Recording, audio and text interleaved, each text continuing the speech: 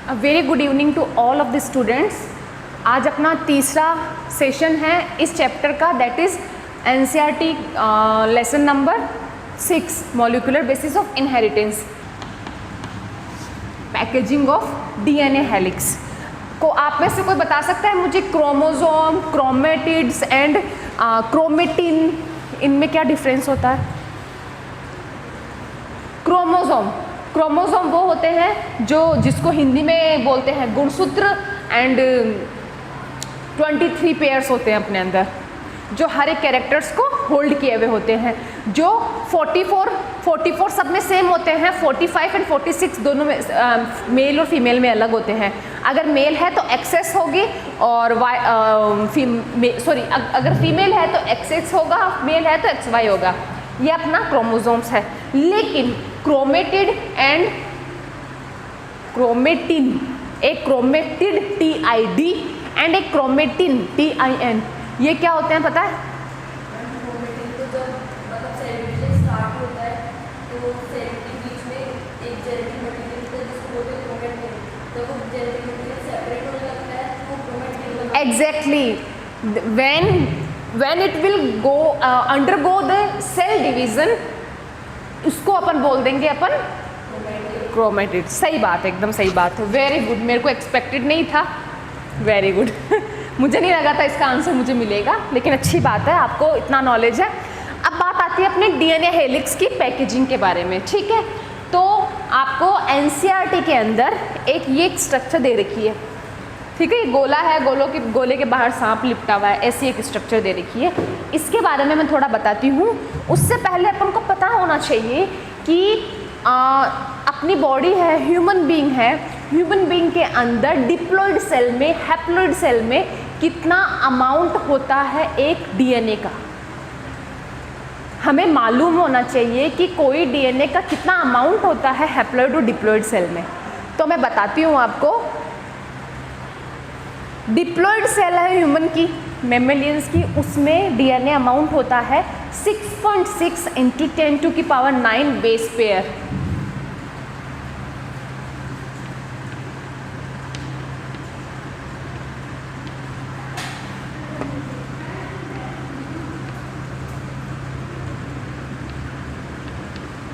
Diploid में और haploid में इसकी आधी हो जाती है। इसकी आधी करके बताओ कोई।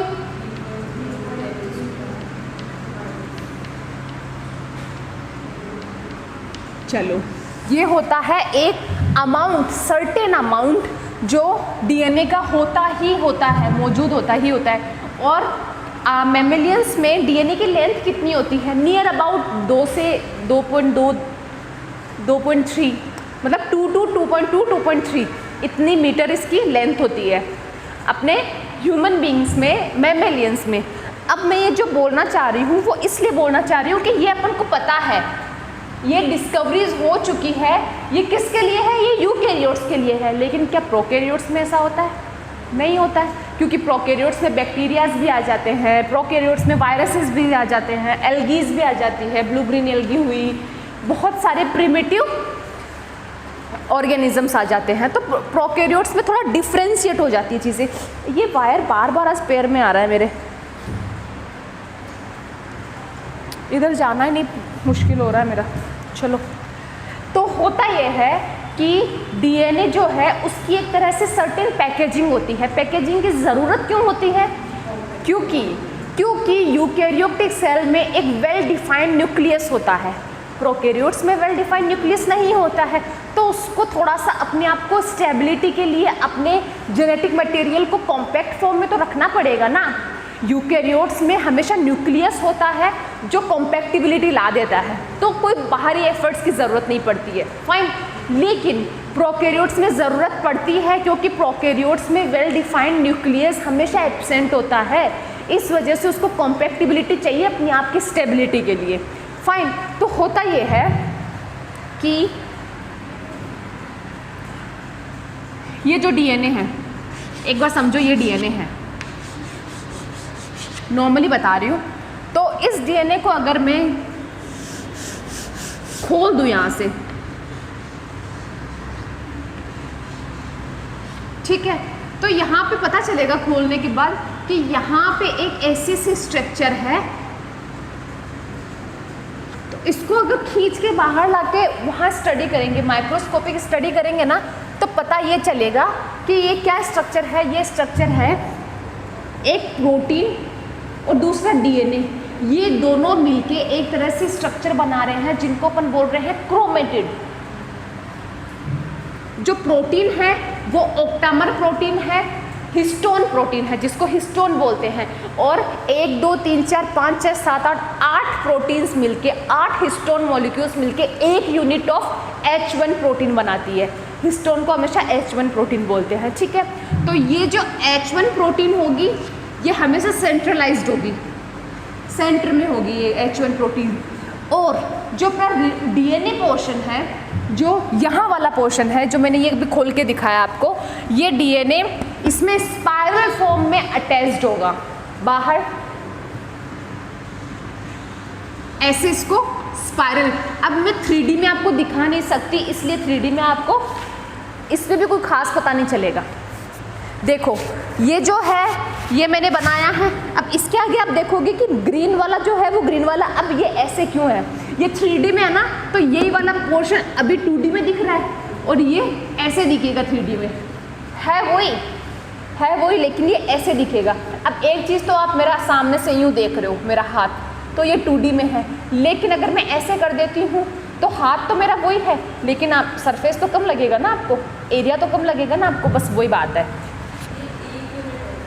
ये 8 का मिला के 1 यूनिट है, इसको एक पूरे को मिला के जिसमें 1 histone octamer unit plus 1 DNA is called nucleosome unit, इसको बोलते हैं टोटल न्यूक्लियोसोम यूनिट।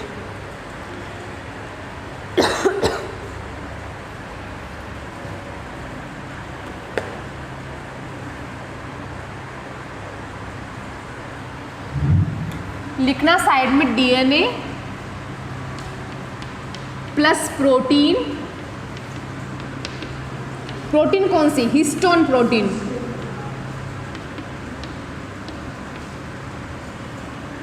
ये क्या है, अभी अभी बताया था मैंने, न्यूक्लियोसोम। तो इसको बोलेंगे वो जब ये पूरा माला जैसी स्ट्रक्चर बन जाएगी तब बोलेंगे। अभी इस एक यूनिट को बोलेंगे अपन क्रोमेटिड, क्रोमेटिन। ये क्रोमेटिन हुआ। अब ये क्रोमेटिन आप बताओ आफ्टर सेल डिवीजन हुआ कि आप बिफोर सेल डिवीजन हुआ, after cell division, before cell division it is called chromatid, ठीक है। अब ये चीज़ हुई।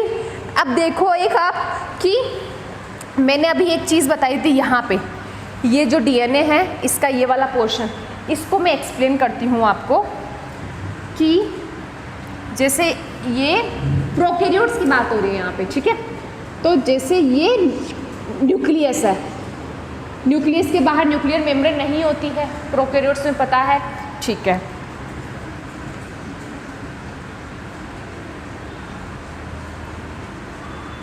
ये जो है इसको टोटली न्यूक्लियर मेम्ब्रेन नहीं बोल सकते, इसलिए इसको बोलेंगे न्यूक्लियर एनवलप।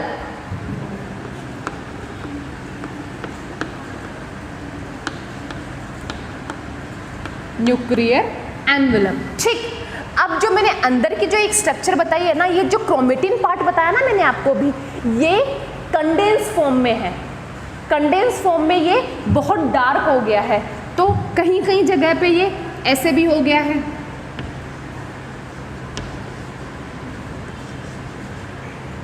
और थोड़ा थोड़ा पोर्शन ऐसे भी बिखरा हुआ है। अब 3 तरह की चीज़ें दिख रही है। तो जो कंडेंस फॉर्म में ना, जो येलो पार्ट में मैंने बनाया है, इसको बोलेंगे हम हेटेरोक्रोमेटिन।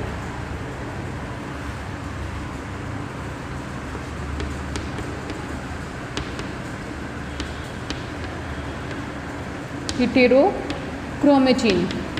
और जो लाइट फॉर्म में है, ये जो धागे जैसी संरचना दिख रही है ना, धागे जैसी स्ट्रक्चर, इसको बोलेंगे हम यूक्रोमेटिन।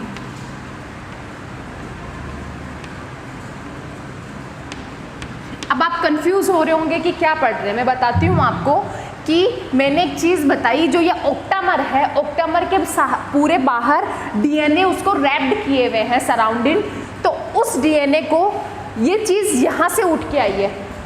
प्रोकैरियोट्स में वेल डिफाइंड डीएनए भी कुछ खास जेनेटिक मटेरियल नहीं होता है, वो भी एक तरह से स्कैटर्ड नहीं होता है, वो कंडेंस होता है। अपनी मैमेलियन बॉडी में हर जगह डीएनए बराबर रेशियो में स्कैटर्ड होता है, तो न्यूक्लियस में कोई पोलैरिटी नहीं आती कि इधर ज़्यादा है कि उधर ज़्यादा है, हर तरीके से वो स्कैटर्ड होता है। फाइन, लेकिन प्रोकैरियोट्स में ये सिस्टम नहीं होता है। प्रोकैरियोट्स में कहीं कहीं गुच्छे बने हुए होते हैं जेनेटिक मटेरियल के। तो प्रोकैरियोट्स में देखो, जैसे ये ठीक है, फिर यहाँ पे गुच्छा बन गया, ठीक है, उसको उठा के मैंने यहाँ बताया आपको। अब इसके अंदर की जो प्रोसेस है ना, वो मैंने यहाँ बताई है आपको, ठीक है। अब मैंने बताई आपको यूक्रोमेटिन एंड हेटेरोक्रोमेटिन बताया। अब आप बता सकते हो कि यूक्रोमेटिन और हेटेरोक्रोमेटिन का क्या रोल हो सकता है?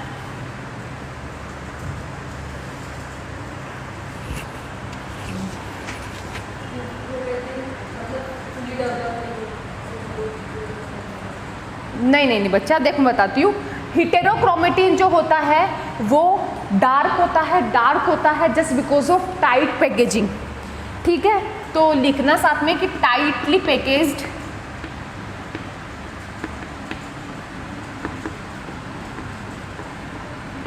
और यहाँ पे यूक्रोमेटिन जो है वो लाइटली है, लाइटली पैकेजिंग। फाइन, ठीक है। अब दूसरी बात ये होती है कि हेटेरोक्रोमेटिन और यूक्रोमेटिन में कई बार नीट में एक क्वेश्चन पूछा जाता है कि इन दोनों में से एक्टिव पोर्शन कौन सा है, जो सीरियसली में रेप्लिकेशन में और जो आगे की प्रोसेस में पार्टिसिपेट करता है, वो पोर्शन कौन सा है, एक्टिव पोर्शन कौन सा है? नहीं बच्चा, एक्टिव पोर्शन यूक्रोमेटिन है। Active portion active portion of chromatin is called euchromatin.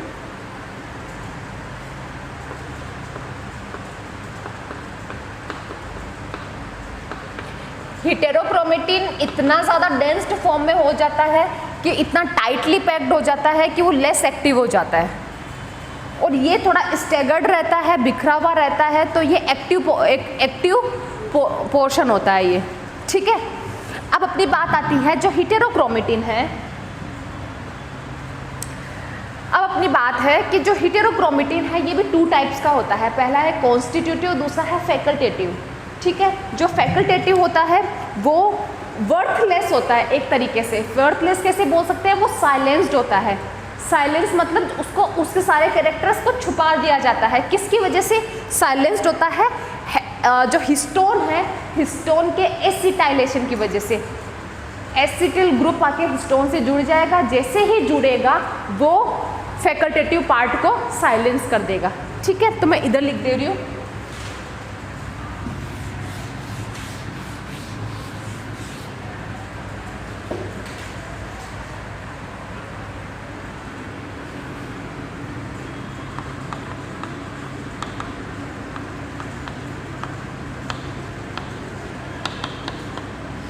Heterochromatin, these are 2 types, constitutive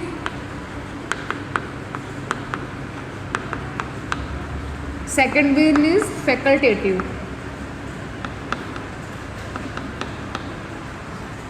facultative जो है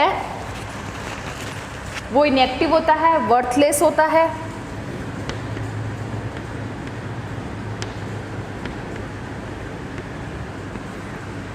due to silenced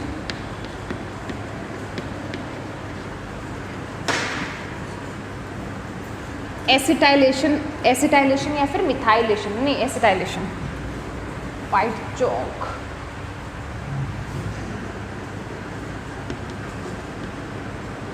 acetylation of histone. और जो हेटेरोक्रोमेटिन का एक्टिव पार्ट होता है वो होता है कॉन्स्टिट्यूटिव। जो एक्टिव पार्ट होता है वो होता है कॉन्स्टिट्यूटिव, जो कि formation of centromere and telomere में पार्टिसिपेट करता है। अब सेंट्रोमियर टीलोमियर पता है क्या होता है? क्रोमोसोम होता है, पता है क्रोमोसोम। ये सेंट्रोमियर होता है क्रोमोसोम का, और जो ये पोर्शन होता है ये टीलोमियर होता है। इन दोनों के फॉर्मेशन में कॉन्स्टिट्यूटिव हेटेरोक्रोमेटिन पार्टिसिपेट करता है।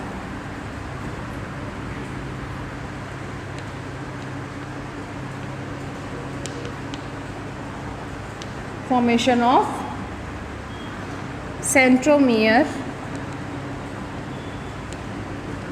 And telomere.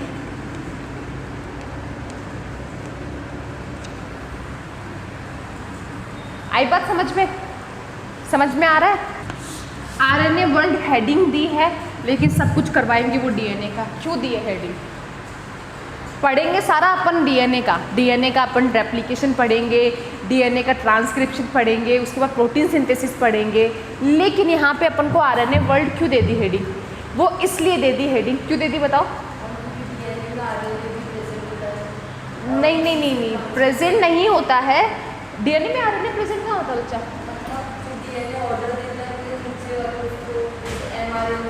एग्जैक्टली, कि विदाउट आरएनए ये प्रोसेस शुरू नहीं होगी। कौन सी process? Replication, transcription, translation, protein synthesis. ये ज़रूरी क्यों है?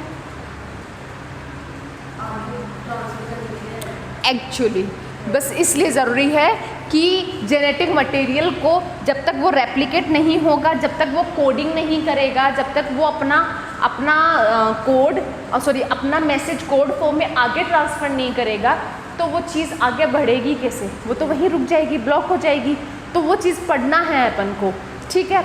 तो ये कारण है यहाँ पे आरएनए वर्ल्ड लिखने का, ठीक है? अब यहाँ पे एनसीईआरटी में छोटी छोटी सी लाइन लिख दी, जिसका अभी यहाँ लिखने का मतलब नहीं था, लेकिन एनसीईआरटी में बस सबसे बड़ी खासियत यही होती है कि कोई भी पेपर जो सेट करता है उसको कोई चैलेंज नहीं कर सकता कि आपने आउट ऑफ एनसीईआरटी बनाया। क्यों? क्योंकि एनसीईआरटी में एक लाइन जो होती है वो पूरा हिंट छोड़ देती है। अब मैं एक लाइन दे रखी है यहाँ पे एनसीईआरटी में, DNA has evolved from RNA with chemical modifications। अब नहीं समझ में आएगा क्या केमिकल मॉडिफिकेशंस? केमिकल मॉडिफिकेशंस वो है tRNA, rRNA, mRNA, जो है ना transfer RNA, rRNA, messenger RNA, ये है केमिकल मॉडिफिकेशंस ऑफ RNA।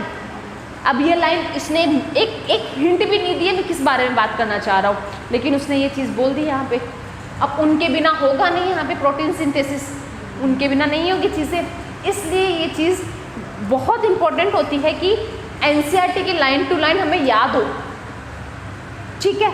अब अपनी जो नई चीज़ है दैट इज़ आरएनए वर्ल्ड के अंदर, आरएनए वर्ल्ड में बस ये है कि इसलिए ज़रूरी होता है, आरएनए की भूमिका ये होती है, इसके बिना ये नहीं होगा, बस इतना सा दे रखा है। तो मैं भी इसको एलाबोरेट नहीं करूँगी। इसके जस्ट बाद रेप्लिकेशन की हेडिंग दे रखी है, तो अपन भी रेप्लिकेशन पे ही आते हैं।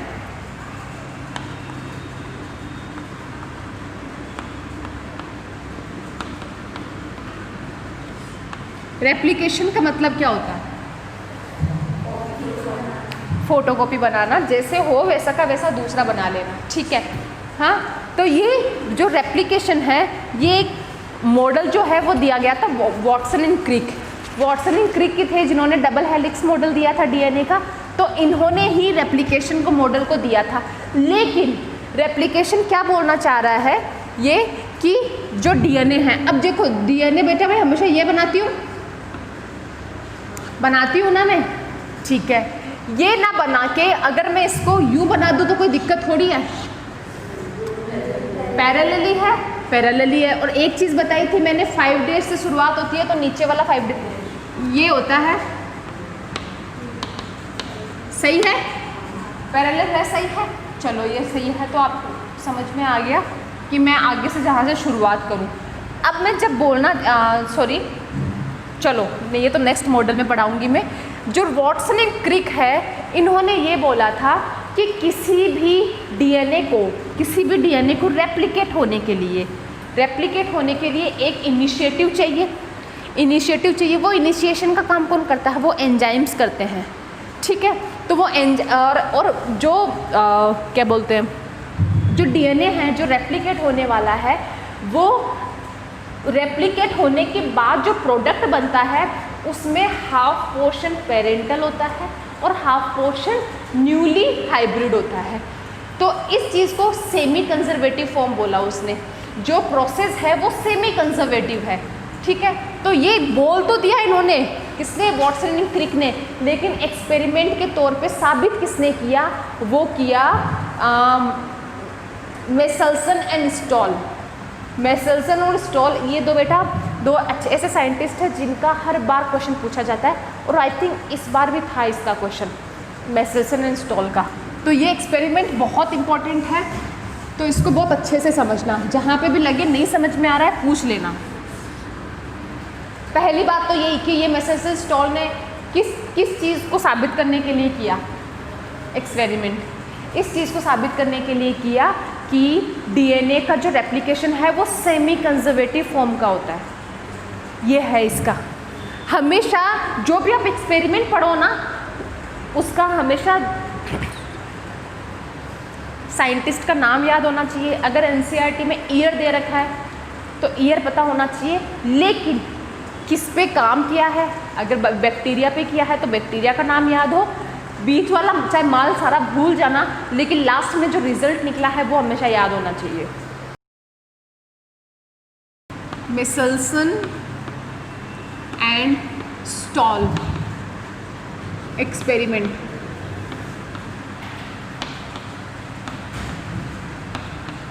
अब इसी के साइड में मैं लिख देती हूँ semi conservative nature of DNA replication, तो आपको याद रहेगा।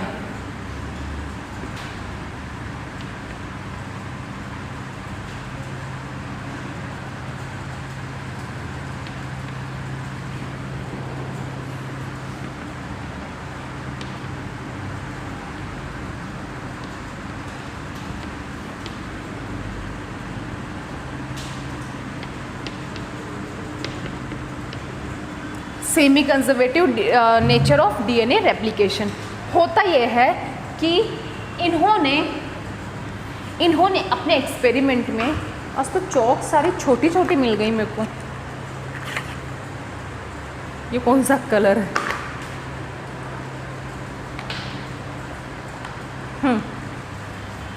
इन्होंने अपने एक्सपेरिमेंट में काम किया कि इनका एक्सपेरिमेंट पहले होता है ई कोलाई पे, ई कोलाई बैक्टीरिया है पता है, ठीक है। इन्होंने एक्सपेरिमेंट में लिया अमोनियम क्लोराइड के दो आइसोटोप, जिसमें एक तो था N14, दूसरा था N15। N14 जो था वो लाइटर डेंसिटी का था और जो N15 था वो हेवी डेंसिटी का था। और ये डेंसिटी किसके बेसिस पे थी, ये डेंसिटी थी on the basis of caesium chloride centrifugation. मतलब किसी भी टेस्ट ट्यूब में अपन सेंट्रीफ्यूज करते हैं, सेंट्रीफ्यूज करना क्या होता है, उसको बहुत अच्छे से शेक करना फिर स्टेबलाइज कर देना। जो भी उसका हेवी डेंस्ड पार्ट होगा वो नीचे बैठ जाएगा, जो हल्का पार्ट होगा वो ऊपर आ जाएगा। ये उन्होंने सीजियम क्लोराइड की हेल्प से किया। तो ये भी पूछ लिया जाता है कई बार, सीजियम क्लोराइड सेंट्रीफ्यूगेशन।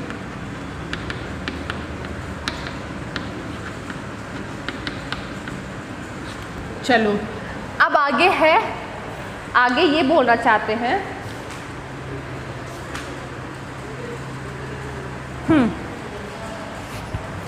इन्होंने डीएनए का रेप्लिकेशन सेमी कंजर्वेटिव फॉर्म में होता है, ये बताने के लिए उन्होंने एक एक्सपेरिमेंट किया। एक्सपेरिमेंट में उन्होंने जो किया वो ये है कि इन्होंने कल्चर मीडिया लिया, कल्चर मीडिया में ई कोलाई को कल्चर करवाया। ये है कि जो कल्चर मीडिया ये है अमोनियम क्लोराइड का, ठीक है। अब इस अमोनियम क्लोराइड में उन्होंने जो नाइट्रोजन लिया वो लाइट वाला लिया, N14 लिया, ठीक है। और ये बहुत टाइम तक, मतलब मान के चलो 5-6 महीने तक उन्होंने इसको इस कल्चर मीडिया के अंदर इन्होंने इसको ग्रो करवाया, ठीक है। तो आपको पता होना चाहिए कि नाइट्रोजन किस में होता है, नाइट्रोजन बताना, नाइट्रोजन डीएनए में होता है कि प्रोटीन में होता है?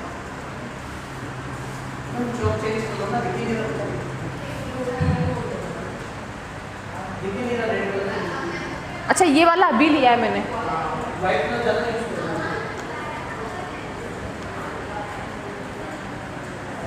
बच्चा दिख नहीं है आपको? अच्छा चलो, डीएनए किस में होता है? Sorry I am so sorry, nitrogen किस में होता है? डीएनए में होता है या फिर प्रोटीन में होता है या फिर आरएनए में होता है?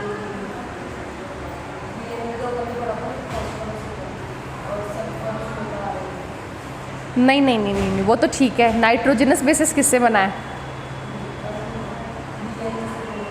नाइट्रोजन से बना है। नाइट्रोजिनस बेस नाम ही नाइट्रोजन से आता है, ठीक है। तो अगर अपन किसी सेल को ऐसे मीडियम में ग्रो करवाएंगे जो नाइट्रोजन कंटेनिंग हो, तो उसका जब डीएनए रेप्लिकेट होगा, सेल डिवीज़न होगा, तो वो नाइट्रोजन का आइसोटोप उस पर आएगा कि नहीं आएगा? आएगा, ऑब्वियस सी बात है ये। चलो, तो यहाँ पे जो ई कोलाई जो है अपना, ये ई कोलाई के लिए एक चीज़ याद करने की बहुत ज़रूरत होती है कि, हाँ ऊपर लिख देती हूँ, ये जो ई कोलाई है इसका जो डीएनए होगा वो रेप्लिकेशन के लिए इसको चाहिए 18 मिनट्स। कोई भी मीडिया के अंदर इसको रेप्लिकेशन के लिए चाहिए 18 मिनट्स।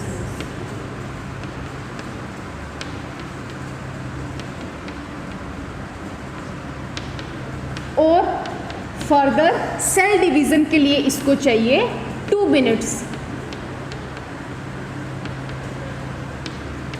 तो टोटल कितना हो गया? 20 मिनट्स। कई बार एग्जाम में पूछ लिया जाता है कि ई कोलाई को डीएनए रेप्लिकेशन के लिए कितना टाइम चाहिए, ठीक है। तो उसमें अपन को 18 और 20 और सारे दिए हुए रहते हैं, सारे है ना।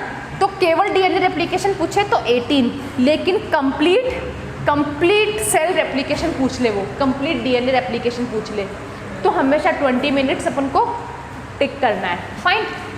होता यह है कि इस कल्चर मीडिया में जिसमें अपन ने N14 रखा है, इस मीडिया में अगर अपन इसको कल्चर करवाते हैं ई कोलाई को, तो इसमें नाइट्रोजन है, नाइट्रोजन रेप्लिकेशन में पार्टिसिपेट करेगा।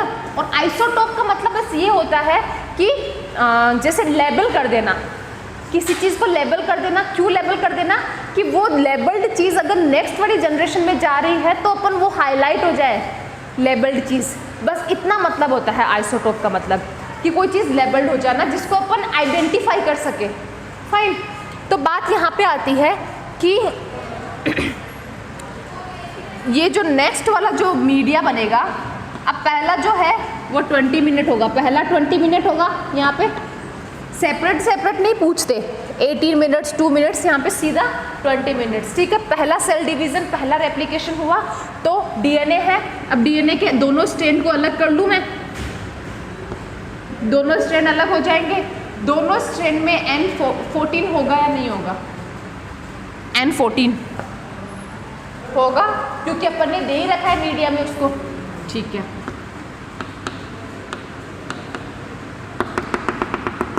चलो फर्दर अपन इसको वापस से कल्चर मीडिया में कल्चर करवाते हैं। अगेन इसका 20 + 20 दोनों 40 मिनट्स हो गए। 40 मिनट्स लिख सकती हूँ मैं, इसका भी 20, इसका भी 20, ठीक है। अब ये जो कल्चर मीडिया में है, इसमें अपन ने दिया इसको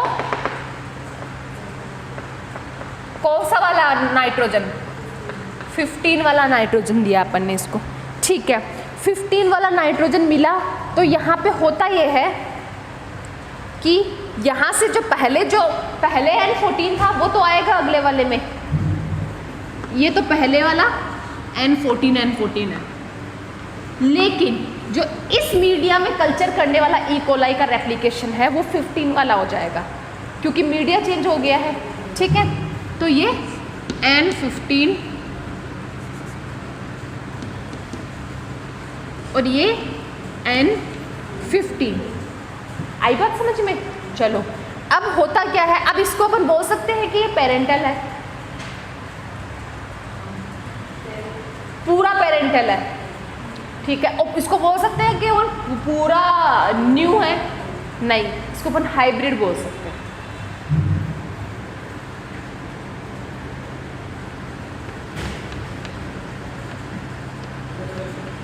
चलो ये है अपना हाइब्रिड। अब अपना बात आता है कि अब नेक्स्ट फर्दर इसको अगर मैं कल्चर मीडिया में डालूँ इसको, तो फर्दर इसको वापस N15 ही मिल रहा है, कल्चर में N15 ही दे रहे हैं अपन।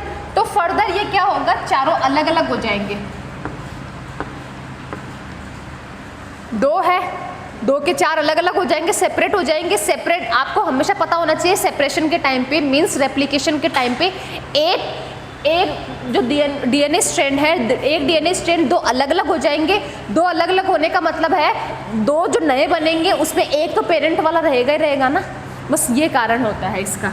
ठीक है, तो ये है अपना N14, N15, N14 और N15। आई बात समझ में आ रही है?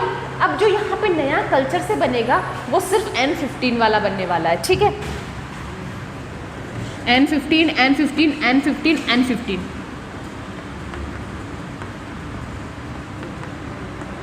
अब बताओ यहाँ पे कि कितने तो हाइब्रिड बन गए और कितने न्यू और कितने पेरेंटल। जो केवल 15 वाले हैं वो तो न्यू ही है, यहाँ से शुरुआत जो हुई थी 14 से वो तो न्यू हुए, न्यू कॉम्बिनेशंस है। ठीक है, और जो 14-15 है वो हाइब्रिड है, और न्यू वाला और जो शुरुआत जो पेरेंट वाला था वो तो रह ही गया, लेकिन हाफ पेरेंट तो है 14। तो सेमी कंजर्वेटिव हुई ना नेचर। सेमी कंजर्वेटिव मतलब कि कितने भी आप रेप्लिकेशंस करो, एक पोर्शन पेरेंटल का होगा, एक पोर्शन न्यू होगा। ये है मेसल्सन एंड स्टॉल एक्सपेरिमेंट। आई समझ में बात? अब इस चीज को उन्होंने फिर सेंट्रीफ्यूज किया। सेंट्रीफ्यूज करने के लिए उन्होंने देखा कि जो N14 है, N14 है, जैसे मैं N14 है तो वो तो किनारे पे रह जाएगी। किनारे पे रहना या ऊपर रहना बात बराबर होती है। ठीक है ना, ये किनारे पे हो जाएगी। ये जो लाइन है, ये जो इसकी N14 वाली है, ये तो किनारे पे रह जाएगी। लेकिन यहाँ पे हाइब्रिड बन रहा है, तो हाइब्रिड वाले में 2 अलग अलग दिखेगी, वो भी मिड में दिखेगी, क्योंकि हाइब्रिड ना हल्का है ना भारी है, वो तो बीच में ही आएगा। और वहाँ वाले में क्या होगा, वहाँ वाले में 4 अलग अलग होगी। जो केवल 15 वाली है वो सबसे टॉप मोस्ट होगी, टॉप मोस्ट होगी। टॉप मोस्ट भी बोल सकते हैं उसको, और या फिर नीचे भी बोल सकते हैं, क्योंकि वो भारी है। क्योंकि अपन ने इसको लेटी भी दिखाया तो इसलिए उधर बोलेंगे इसको लेफ्ट हैंड साइड में। अगर अपन एक्सपेरिमेंट में इसको ऐसे दिखाते हैं तो यहाँ 15 होती, यहाँ 14 होती, यहाँ हाइब्रिड होता। क्लियर? बस ये एक्सपेरिमेंट है इसका। क्या हाइब्रिड के एक ये हो गया, एक स्ट्रेन ये हो गया। ठीक है, तो ये रहा 1 और ये 2। ये एक्सपेरिमेंट समझ में आ गया? चलो, अब ने इस एक्सपेरिमेंट से अपन को ये मालूम पड़ रहा है कि जो डीएनए का रेप्लिकेशन है वो सेमी कंजर्वेटिव फॉर्म में हो रहा है। Semi conservative means half parental है, हाफ न्यू कॉम्बिनेशंस है।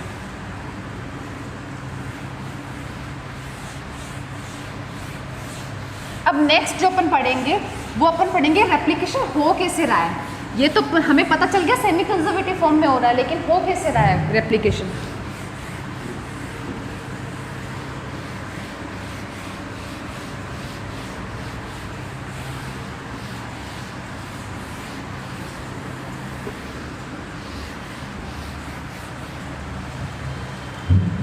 ये बोर्ड चेंज हुए कैसे कैसे हो गए। चलो रेप्लिकेशन स्टार्ट करते हैं। मैं सिर्फ वाइट ही ले लेती हूँ यार, वो ज़्यादा सही रहेगी।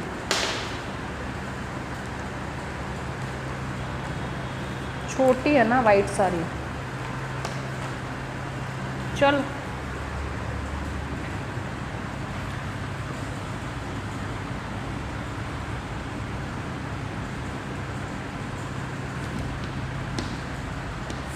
रेप्लिकेशन, रेप्लिकेशन होता है to make another copy of itself. ठीक है, अब होता यह है कि अब डीएनए को मैं स्पाइरल दिखाऊं, ज़रूरत नहीं है, पैरेलल दिखा सकती हूँ। चलो ठीक है, पैरेलल मैंने यू दिखाया।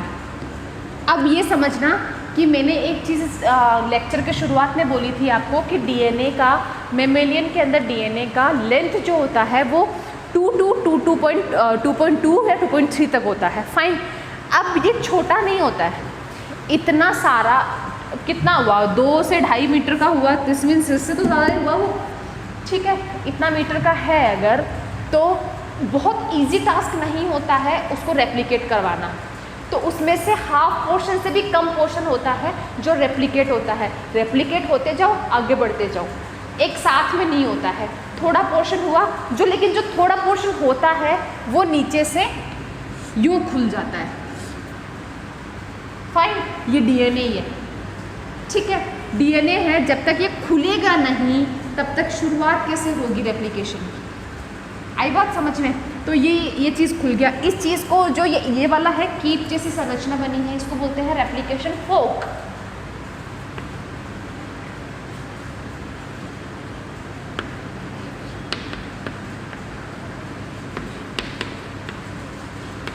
रेप्लिकेशन फोर्क होता ये है कि मैंने एक चीज़ बताई थी, 5 days, 3 days, 3 days and 5 days. समझ में आ रहा है? चलो, होता ये है कि एक एंजाइम आता है सबसे पहले, डीएनए डिपेंडेंट डीएनए पॉलीमरेज, जिसको डीएनए पॉलीमरेज भी बोल सकते हैं। कई बार अब मॉडिफाइड कर दिया है एनसीईआरटी के अंदर, इसलिए इसको बोलते हैं DNA dependent polymerase. DNA dependent क्यों बोला? क्योंकि वो डीएनए की पॉलीमर बनाने के लिए रिस्पॉन्सिबल है। डीएनए की पॉलीमर मतलब डीएनए के जैसे का जैसा डीएनए बनाने के लिए रिस्पॉन्सिबल है। तो पहला अपना आता है डीएनए पॉलीमरेज।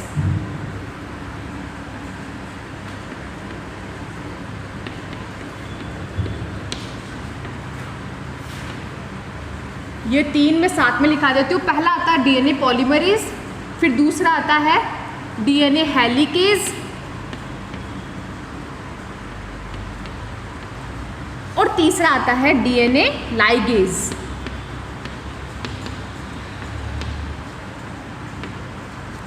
सी, जो पॉलीमरेज होगा वो डीएनए के पॉलीमराइजेशन के लिए रिस्पॉन्सिबल होगा। पॉलीमराइजेशन मतलब एक डीएनए का कॉपी बनाना। अब कॉपी किस फॉर्म में होता है? कोडेड फॉर्म में। कोडेड फॉर्म क्या होता है? वही अपना नाइट्रोजनस बेस। डीएनए होता क्या है? डीएनए में होता है पेंटोज शुगर, नाइट्रोजनस बेस और फॉस्फेट ग्रुप। क्या बता सकते हो कि फॉस्फेट ग्रुप और पेंटोज शुगर में किसी तरह का कोई मॉडिफिकेशन पॉसिबल है? जो वो सामने वाले में है वो उसके सामने भी वही बनने वाला है। तो केवल नाइट्रोजनस बेस ऐसी स्ट्रक्चर्स है जो उसको बाइंड करने के लिए चाहिए अपोजिट। जैसे एडिनिन है तो एडिनिन के अपोजिट किसको चाहिए? थायमिन चाहिए उसको। जैसे साइटोसिन है तो उसके अपोजिट चाहिए उसको ग्वानिन। तो फिर वो बन जाएगा हाइड्रोजन बॉन्ड की वजह से। तो बन गया ना रेप्लिकेट। इसी को बोलते हैं रेप्लिकेशन। तो बात ये है, हमेशा रेप्लिकेशन की शुरुआत जो होती है 5 डेज एंड से होती है। तो 5 डेज एंड, एक बार इसको ये करो आप, कोई नहीं, लेकिन मैं सोचना चाह रही हूँ कि इसमें कॉन्टिन्यूस दिखा दूंगी ना, वो सही होगा आपका। हाँ, सही तो लिखा था मैंने चलो कोई नहीं।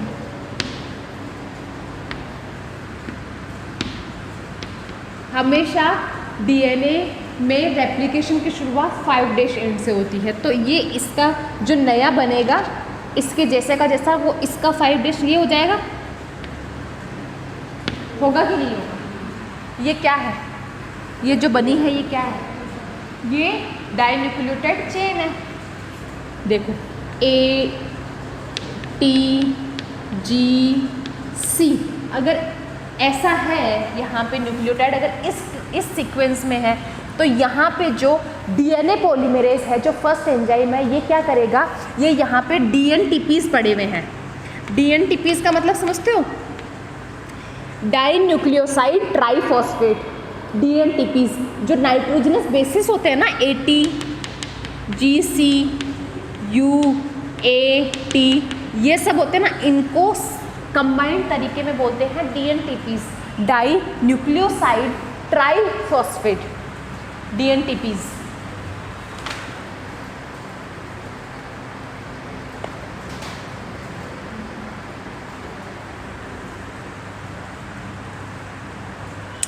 डाई न्यूक्लियोसाइड भी बोल सकते हैं या फिर डीऑक्सीराइबोज न्यूक्लियोसाइड भी बोल सकते हैं, कोई प्रॉब्लम नहीं है, ठीक है। ये होता है कि जो पहला डीएनए पॉलीमरेज एंजाइम है वो क्या करेगा, वो ये जैसे ही ये यहाँ से नीचे से सेपरेट हुई दोनों डीएनए स्ट्रैंड एक दूसरे से, ये यहाँ के इसके 5 डेज पे आ जाएगा। 5 डेज पे आते ही ये डीएनटीपीज को कलेक्ट कर लाएगा। कौन से डीएनटीपीज को, जो इस पे है उसके कॉम्प्लीमेंट्री वाले, ठीक है, इसको लाके चिपका देगा। जैसे ये यहाँ पे चिपकेगा, ये बीच में हाइड्रोजन बॉन्ड बन जाएगा और ये सेल्फ रेप्लिकेशन हो गया। ये कॉन्टिन्यूस स्ट्रैंड है, कॉन्टिन्यूस स्ट्रैंड है, ठीक है, क्योंकि इसमें किसी तरह का कोई गैप नहीं आया है।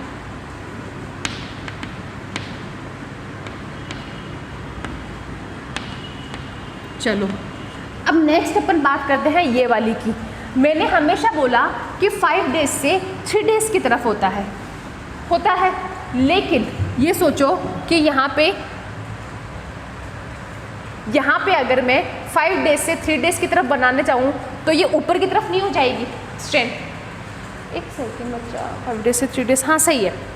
ये इसका सबसे बड़ी बात, यहाँ पे डायरेक्शन दिखानी बहुत ज़रूरी होती है, डायरेक्शन दिखानी बहुत ज़रूरी होती है। अब ये सोचो इसका वाला मैं बनाना चाहूँ तो इसके वाले बनाने के लिए मेरे को यू नहीं बनानी पड़ेगी, ये 5 डेज हो जाएगा, ये 3 डेज हो जाएगा, बनानी पड़ेगी। लेकिन that is not the easy task. क्यों ऐसा, क्यों ईजी टास्क क्यों नहीं है? क्योंकि ये यहाँ ऊपर से आ रही है, ऊपर से आना कोई ईजी थोड़ी होता है। ये तो मैंने शो किया है आपको, लेकिन जुड़ी हुई तो है ना ऊपर से, ये बॉन्ड से जुड़ी हुई है। ये तो मैंने जस्ट शो कर दिया आपको सेपरेट करके, लेकिन ऊपर से जो जुड़ी हुई है वो किसी को घुसने देगी क्या? नहीं घुसने देगी, वो नहीं घुसने देगी। तो यहाँ पे क्या होगा, यहाँ पे जो ये डीएनए हेलिकेज है वो काम करेगा। हेलिकेज क्या करेगा, पहले इसको अनवाइंड कर देगा और अनवाइंड करने के बाद में इसके अंदर जितनी भी टेंशन होती है, अब टेंशन तो होएगी ना, जैसे अपन रबड़ को खींच लेंगे, रबड़ को खींचने के बाद वो रबड़ सोचेगा मेरे को छोड़ दे तो वापस घुस जाऊँ मैं। वही बात है डीएनए को, कि डीएनए के अंदर इतने स्ट्रॉन्ग बॉन्ड्स है, hydrogen bond, phosphate group bond, phosphodiester bond, इतने स्ट्रॉन्ग बॉन्ड है कि वो चाहेंगे कि मुझे खींच तो लिया, सेपरेट तो कर दिया, लेकिन वापस जुड़ने की टेंडेंसी है मेरे पास। तो उस टेंडेंसी को ख़त्म करने के लिए यहाँ पे डीएनए हेलिकेज आता है। उसका काम होता है अनवाइंडिंग ऑफ डीएनए स्ट्रैंड।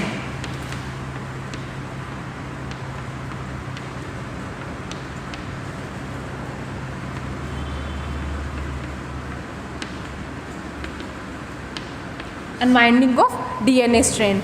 अब होता क्या है, अनवाइंडिंग होने से क्या होता है कि मान के चलो इतना पोर्शन है, ये यहाँ पे रबर बैंड लग गया, ये अलग हो गया, और ये जो सेपरेट पोर्शन है अब इस पर किसी तरह का कोई टेंशन नहीं है, ठीक है। तो इसने तो अपना काम कर लिया रिलैक्स होके। अब बात इसकी आती है, इसकी हेल्प कौन करेगा? इसकी हेल्प वापस डीएनए पॉलीमरेज करेगा। डीएनए पॉलीमरेज के लिए क्या होगा,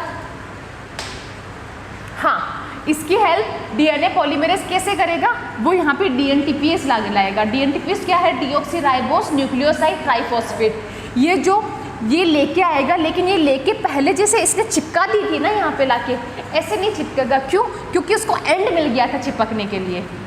यहाँ पे एंड नहीं है, यहाँ पे ये एंड नहीं है, शुरुआत तो यहीं से होनी है 5 डेज से 3 डेज, एंड नहीं है। तो एंड बनाने के लिए ये यहाँ पे प्राइमर चिपकाएगा। प्राइमर, इनको ही प्राइमर बोलेंगे, लेकिन ये एक तरीके से पेयरिंग फॉर्म में होगा। जैसे यहाँ पे इसने क्या किया था, डीएनए पॉलीमरेज ने पहले एडेनिन के अपोजिट लेके आया वो थाइमिन को, फिर वापस गया, वापस लाके उसने क्या किया, ये जो थाइमिन है इसके अपोजिट लेके आया एडेनिन को, फिर ऐसे ऐसे करके वो अपना टाइम लेके पूरा एक एक करके लेके आया। लेकिन यहाँ का टेंशन इतना है कि वो एक बार में 2 से 3 साथ में लेके आएगा, 2 से 3 साथ में लेके आया और भाग जाएगा, फिर वापस 2 से 3 साथ में लेके आया, फिर वापस भाग जाएगा। ऐसे ये प्राइमर का काम करेंगे।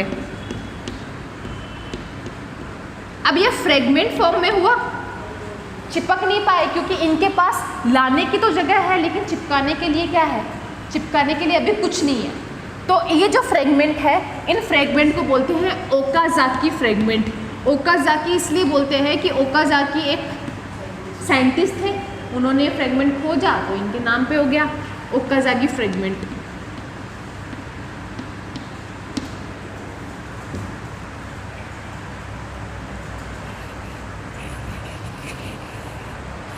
ठीक है, अब बात ये है कि ये 5 डैश है और ये 3 डैश है, ठीक है। लेकिन ये जो फ्रेगमेंट है, ये फ्रेगमेंट भी एक तरीके से डीएनटीपीज ही है। अब इन डीएनटीपीज का क्या रोल है? इन डीएनटीपीज का 2 रोल है। पहला रोल है कि ये पॉलीमराइजेशन के लिए पूरी प्रोसेस को एनर्जी प्रोवाइड करेंगे, लिख लेना डीएनटीपीज। डीएनटीपीज के 2 रोल है। पहला तो है एक्ट एज सबस्ट्रेटम। सबस्ट्रेटम की तरह काम किया इन्होंने।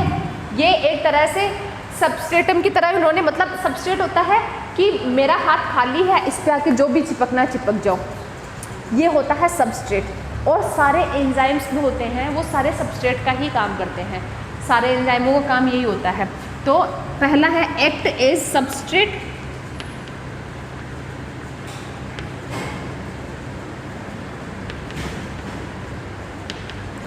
फिर दूसरा है प्रोवाइड एनर्जी फॉर पॉलीमराइजेशन।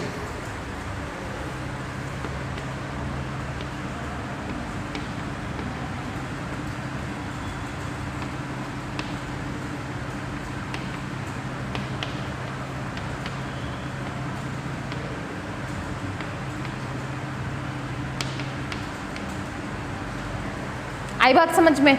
ये डीएनटीपीएस का। अब लास्ट में एक मैम आपने लाइगेज का क्या रोल है? लाइगेज का बताओ तो कोई। जो ओकाजाकी फ्रेगमेंट्स है, बीच में गैप रहा हुआ है, उस गैप को भर देंगे, जोड़ देंगे एक दूसरे को, ठीक है। तो ये जोड़ देंगे तो मैम फिर आपने बोला क्यों ये खंडित ही रहेंगे, ये फ्रेगमेंट्स में रहेंगे। फ्रेगमेंट में रहेंगे इसलिए बोला कि यहाँ पे अब ये जो है ये जुड़ेंगे केवल एंजाइम की वजह से, यहाँ पे किसी तरह का डीएनटीपीज नहीं आएगा, ठीक है। तो ये जुड़ जाएगा, लेकिन मैं भी शो नहीं करूँगी जुड़ा हुआ।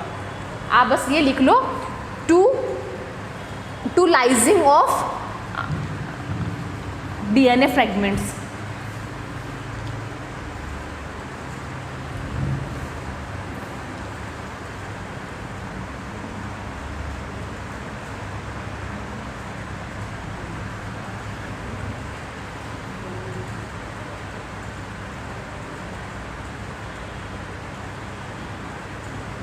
अब आपको एक चीज़ पता होना चाहिए कि कॉन्टिन्यूस ये हो गई, तो ये वाली डिसकंटिन्यूस हो गई। और ये जो बना है इसको पूरे को बोलेंगे टेम्पलेट डीएनए। ये जो टेम्पलेट डीएनए है, इस टेम्पलेट जो ये पोर्शन है, ये वाला पोर्शन जो किश्तों में बना हुआ है, हाँ, इसको बोलेंगे अपन, इस स्ट्रैंड को बोलेंगे टेम्पलेट डीएनए। और ये जो टेम्पलेट डीएनए होगा ना बच्चा, यही पार्टिसिपेट करेगा नेक्स्ट प्रोसेस। अब नेक्स्ट प्रोसेस क्या है? ट्रांसक्रिप्शन।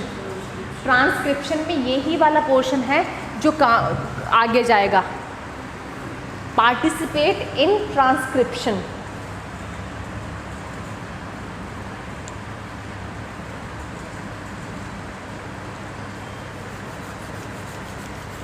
अब सबसे इम्पोर्टेंट जो कई बार पूछा जाता है एग्जाम में कि ये जो मैंने बोली है डीएनए रेप्लिकेशन की प्रोसेस, ये प्रोकैरियोट्स और यूकैरियोट्स में होती कब है?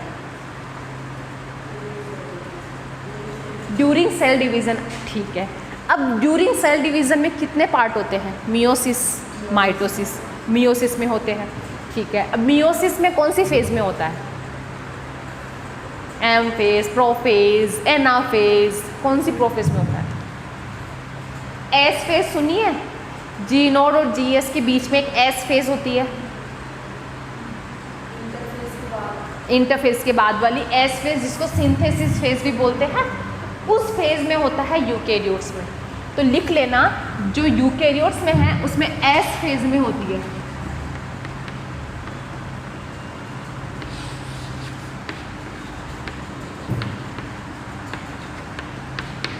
लेकिन जो प्रोकैरियोट्स है, प्रोकैरियोट्स में आपको मैंने बहुत अच्छे से पढ़ाया था कि ई-कोलाई में रेप्लिकेशन ORI रीज़न होता है, ओरिजिन वाला रीज़न होता है। याद आ रहा है?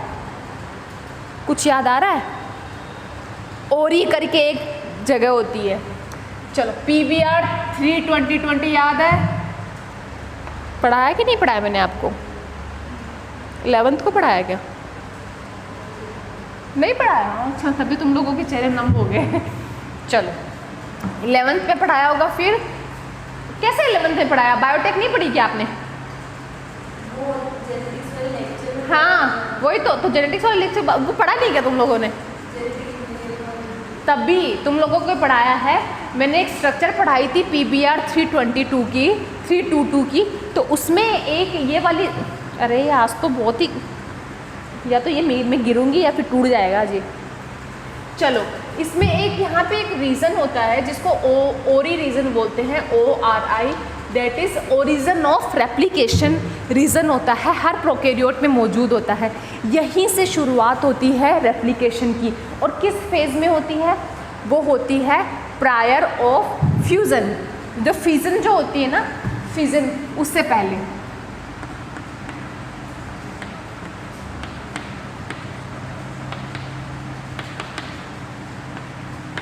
प्रोकैरियोट्स में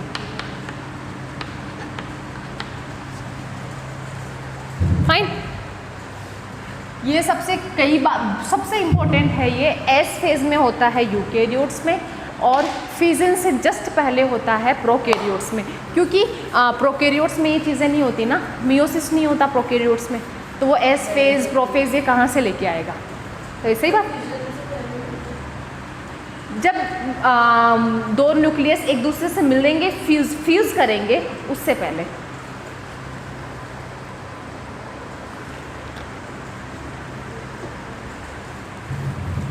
चलो आज का लेक्चर ख़त्म करें।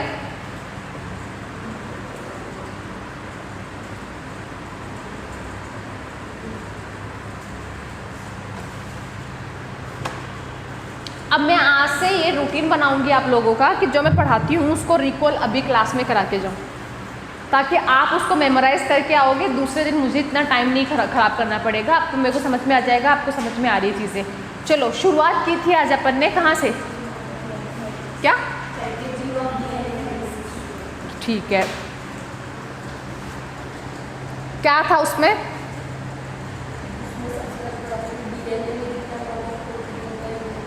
हाँ, यूकैरियोट्स में कितना होता है अमाउंट?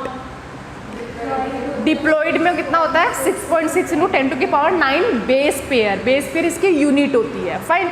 और हैप्लॉइड में इसका आधा हो जाता है। पैकेजिंग कौन किसको रैप्ड किए हुए हैं, कौन किसको होल्ड किए हुए हैं? हिस्टोन है। हिस्टोन एक ऑक्टामर पॉलीमर होता है। ऑक्टामर मतलब 8 हिस्टोन मिलके एक ऑक्टामर यूनिट बनाता है।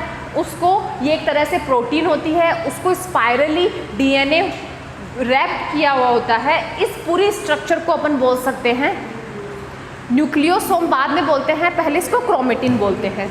हाँ, आफ्टर सेल डिवीज़न जब पूरा काम हो जाता है उसके बाद में बेडेड फॉर्म हो जाती है पूरी, उसको अपन न्यूक्लियोसोम बोलते हैं। ठीक है, अब बात आती है हेटेरोक्रोमेटिन और यूक्रोमेटिन की। बताओ। जैसे हिस्टोन है, हिस्टोन के अंदर प्रोकैरियोट्स है, प्रोकैरियोट्स के अंदर वेल डिफाइंड न्यूक्लियस नहीं होता है। वेल डिफाइंड न्यूक्लियस नहीं होगा तो उसकी वजह से इसके जो जेनेटिक मटेरियल है वो कहीं कहीं तो डार्क फेजेस पैचेस में हो जाएंगे, कहाँ वो लाइट हो जाएंगे, स्कैटर्ड हो जाएंगे। तो जो लाइट पोर्शन है that is called euchromatin part and the darker one is heterochromatin. Heterochromatin is less active as compare to euchromatin. क्यों? क्योंकि वो लाइटली पैकेज्ड होता है और वो टाइटली होता है। टाइटली होने की वजह से इतना कंजेस्टेड हो जाता है कि उसको एक्टिव पोर्शन उसके दब जाते हैं। अब आती है अपनी हेटेरोक्रोमेटिन। हेटेरोक्रोमेटिन दो तरीके का होता है, पहला है अपना कॉन्स्टिट्यूटिव, दूसरा है अपना facultative. Facultative heterochromatin is again worthless, silence due to acetylization of histone. Histone के जो पॉजिटिवली चार्ज्ड है हिस्टोन, उस पर आके अगर कोई भी एसिटाइल ग्रुप आके जुड़ जाएगा तो उसकी पोलैरिटी ख़त्म कर देगा, उसकी एक्टिविटी फिनिश कर देगा। ठीक है, उसके बाद क्या पढ़ा अपन ने? Constitutive participate in the functioning of centromere and telomere. Fine. अब नेक्स्ट क्या पढ़ा अपन ने, RNA world. RNA world heading का देने का मतलब ये है कि जो अब से जो भी लेक्चर आगे पढ़ेंगे अपन, उसमें आरएनए का कितना कंट्रीब्यूशन है, विदाउट आरएनए पॉसिबल नहीं है। लेकिन एज ए आरएनए वर्ल्ड में हमें स्पेसिफिकली क्या पढ़ना है वो नहीं दे रखा है, लेकिन आरएनए के बिना पॉसिबल नहीं है, वो कल के लेक्चर में पता चलेगा। उसके बाद अपना रेप्लिकेशन को किसने दिया था, रेप्लिकेशन मॉडल दिया था वॉटसन एंड क्रिक ने, लेकिन उसका एक्सपेरिमेंट दिया था that was based on semi conservative form given by Meselson and Stahl. Fine, ठीक है। अब क्या था उनका एक्सपेरिमेंट, उसमें क्या क्या चीज़ें की पॉइंट है बता दो। इकोलाई, हाँ, 2 आइसोटॉप लिए, ठीक है। और ई कोलाई को डीएनए रेप्लिकेशन के लिए कितना टाइम चाहिए, 20 मिनट्स, डीएनए रेप्लिकेट के लिए 18 मिनट्स एंड सेल डिवीजन के लिए 2 मिनट्स, कंप्लीट 20 मिनट्स चाहिए उसको, ठीक है। तो सेमी कंजर्वेटिव फॉर्म समझ में आया कि कैसे कैसे हाइब्रिड बनेगा, हाइब्रिड के बाद न्यू कॉम्बिनेशंस आएंगे। अल्टीमेटली हमें ये पता चल जाएगा कि हाफ पोर्शन पेरेंटल होता है, हाफ पोर्शन न्यू कॉम्बिनेशंस होते हैं। फाइन, चलो फिर उसके बाद में रेप्लिकेशन पूरा करवाया। रेप्लिकेशन के लिए 3 एंजाइम्स काम आते हैं, जल्दी बताओ, नाम बताओ। लाइगेज, जो डीएनए पॉलीमरेज है इसको डीएनए डिपेंडेंट पॉलीमरेज भी बोल सकते हैं। आपके अगर क्वेश्चन ऑप्शन में आ जाए तो घबराना मत इसको। डीएनए पॉलीमरेज का काम होता है कि वो डीएनए को पॉलीमराइज करता है। कैसे करता है, डीएनए पीस को कलेक्ट करके लाता है और उसको उसके कॉम्प्लीमेंट्री चिपका देता है, ये काम है। फिर डीएनए हेलिकेज का काम होता है अनवाइंडिंग ऑफ डीएनए स्ट्रैंड और टेंशन को कम करना, अनवाइंड करना। और डीएनए लाइगेज का है कि लास्ट में जो ओकाज़की फ्रेगमेंट्स हैं उनको चिपका देना। आई बात समझ में, पूरा लेक्चर समझ में आया। चलो ऑल द बेस्ट, कल मिलते हैं। ट्रांसलेशन और ट्रांसक्रिप्शन कल के लेक्चर में करेंगे अपन। Okay, bye bye.